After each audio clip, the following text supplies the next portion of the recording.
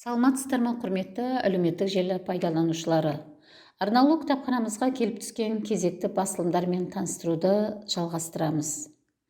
Тегі түркі, руы қият, жарты әлемді жаулап алып, үлкен империя құрған моңғол билеушісі Шыңғысханның баласы, Жошыдан туған немересі Батухан 1243 жылы дүние жүзіндегі ең алып империя Алтын Орда мемлекетін құрды. Оның құрамына бүгінгі Ресей, Беларусь, Украина, Польша, Чехия, Словакия, Сербия, Босния, Словения мемлекеттерінің аумағы, Венгрия, Румыния, Молдова, Армения, Грузия мемлекеттерінің тұрғындары бағынышты болды. 1503 жылы алып мемлекет ресми түрде өмір сүруін тоқтатты да, одан әр мезгілде Ақ Орда, Ресей князьдігі, Қасым хандығы, Қырым хандығы, Сібір хандығы, Шейбани хандығы бөлініп шықты. Әлеуметтік жағдайлары мен даму дәрежелері әртүрлі болғанымен, бұл хандықтарға халықтар ұлттық құрамын, санын, салт дәстүрін, мәдениетін, тілін, ділін аман сақтап қалды. Кейін православие дінін ұстанған Москвияны жоғарғы дәрежеде дамытқан англосакс өкілдері басқарып, сол кез үшін қуатты қарулар әкелініп, технологиясын үйретіп, ерекше күшейтті.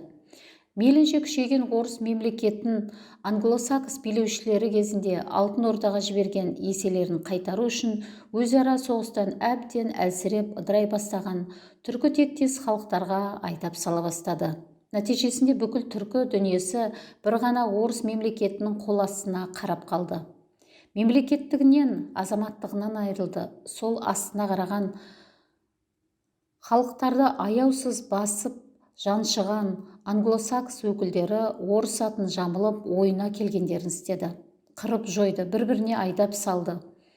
Ассимиляцияға ұшыратты, тарихи санасын тұншықтырып, мәңгүрттендірді, халықтарды туған жерінен бездірді, жер аударды, орыс емес халықтарды кемсітіп, орыс халқының санасына шовинизм дертін аяусыз етті.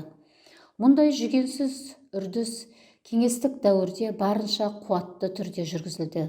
Ақыр соңы көп халықтар сықылды, қазақ халқы да генофоны әлсіреп, шалажансар күйге түсті. Халықтың жартысынан астамы қолдан ұйымдастырылған аштықтан жойылса, жартысы тілінен, мәдениетінен айырылып, сақауланып, мәңгүрттеніп қалды. Қағынан ұшынып, өз салт дәстүріне жиіркенішпен қарайтын дәрежеге жетті.